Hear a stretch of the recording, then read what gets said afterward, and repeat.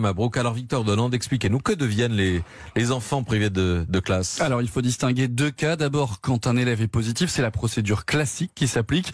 L'enfant doit rester chez lui, isolé donc. Le parent qui décide de garder l'enfant sera obligé de poser des jours de congé. Mais quel est le dispositif si jamais la fermeture concerne une classe ou pire, une école? Là, Jean-Michel Blanquer a été clair. Tout au long de cette année, les familles ne doivent pas être perturbées dans leur vie courante, a-t-il expliqué, notamment au travail, par une quelconque fermeture. Pas question donc d'accorder en masse des arrêts de travail ou de recourir à l'activité partielle. Le ministère de l'Éducation nationale mise sur ce qu'il appelle des solutions locales de garde. Comprenez donc, les collectivités locales vont devoir ouvrir des structures en dehors de l'école pour garder les enfants suspectés ou les cas contactés.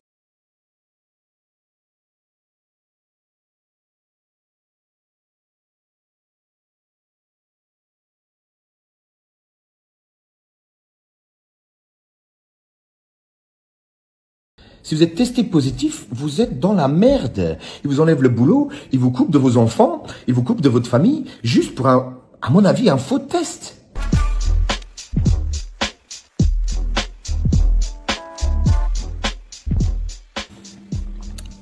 Bonjour à tous, j'espère que vous allez bien. Je fais une vidéo un peu différente aujourd'hui.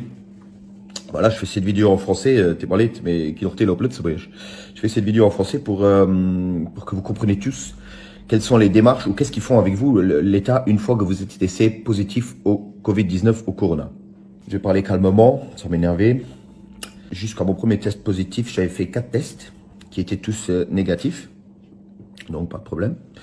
Là, le 21 août, donc vendredi passé, je pense, ou jeudi passé, je ne sais plus trop, j'avais reçu un test positif. Vous savez, les tests dans le nez qui font pleurer les yeux. Un test positif. Je suis étonné, j'ai appelé le laboratoire immédiatement pour dire c'est faux. Enfin, le test peut être faux. Je ne savais pas qu'il était faux. Ouais, j'ai dit le test est sûrement faux, je n'ai pas de symptômes. On revient de vacances, on a fait très attention aux vacances, on a passé les vacances à 4.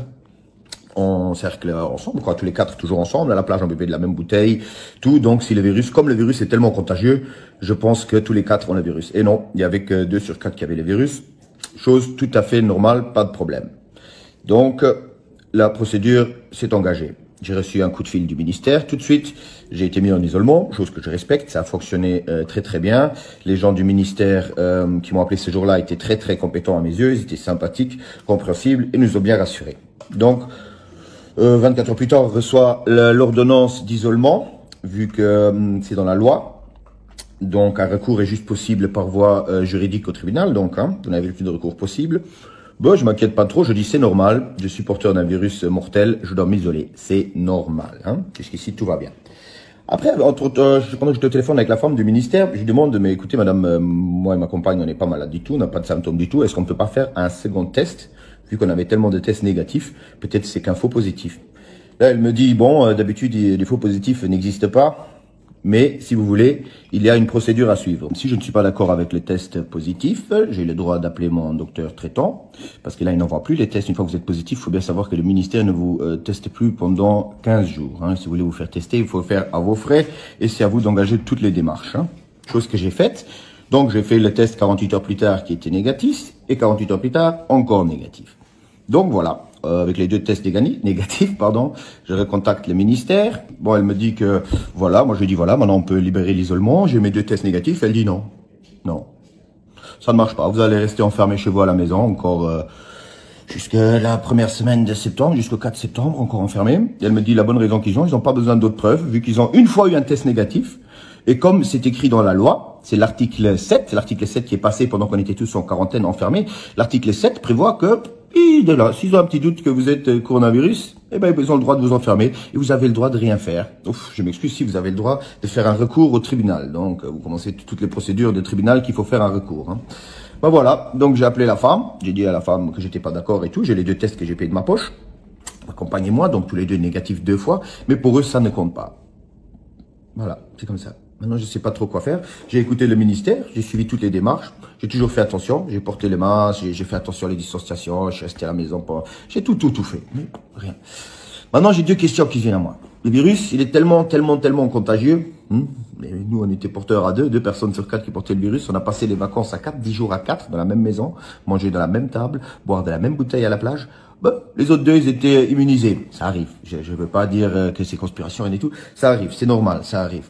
Mais je ne comprends pas pourquoi, une fois qu'on est testé négatif, comme le ministère nous l'a demandé, on nous laisse enfermer quand même. Eh ben, c'est parce que c'est la dictature. L'article 7 le permet. Et nous avons accepté cet article 7, personne n'a rien dit, la loi est passée comme un timbre à la poste. Et maintenant, tant qu'on n'est pas dans le cas comme moi, je n'étais pas dans le cas, je n'avais rien à foutre de cet article 7. Je m'en balais et voilà, vous comprenez, personne n'a rien à foutre tant qu'on n'est pas dedans soi-même. Pareil pour les conspirationnistes, ou comme vous les appelez, tous ceux qui sont contre le ministère et tout ça. Mais quand je vois ce qui se passe une fois qu'on est dedans, je me dis, ils n'ont pas tout à fait tort. Hein. Maintenant, si je pouvais revenir en arrière, je ne me ferais pas tester. J'incite pas les gens à pas se faire tester, mais regardez ce qui se passe. Si vous êtes testé positif, vous êtes dans la merde. Ils vous enlèvent le boulot, ils vous coupent de vos enfants, ils vous coupent de votre famille, juste pour à mon avis, un faux test. Parce qu'à aucun moment, j'ai aucun symptôme, ni ma compagne. Ils nous ont dit que oui, les symptômes vont venir dans 7 jours. On a attendu, rien. Test négatif, on fait un test négatif. J'appelle le biologiste qui m'a mis le test positif. Il me dit, monsieur Ribeiro, certes, il y avait sur un des 3 gènes, il m'a donné des chiffres, je ne sais pas ce que ça représente. Il m'a dit à 38,5 sur 40 sur un des gènes. Et il m'a dit à 40, vous aurez été complètement négatif. Donc, je me dis pour 1,5 sur 40,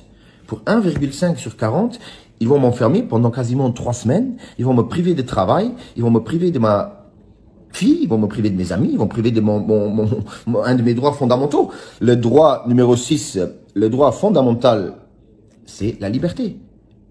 L'article 7 me prive de l'article 6. Je sais pas quoi dire.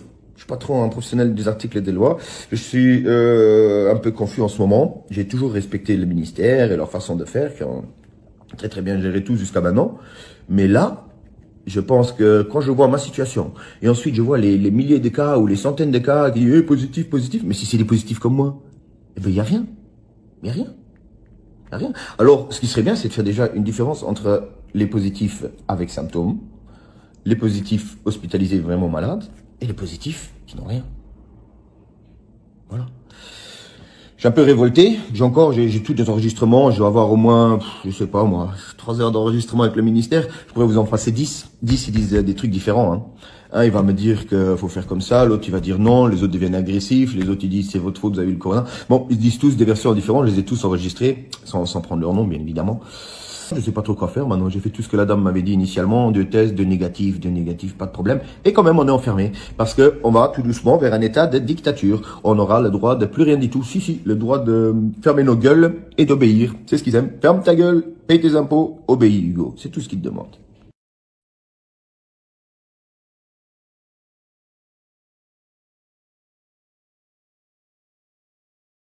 Personnes de 11 ans et plus.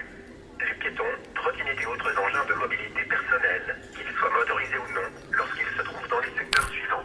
Le centre-ville, les écoles, la gare, dans tous les commerces, sans exception. Sur l'ensemble des manifestations et marchés de plein air situés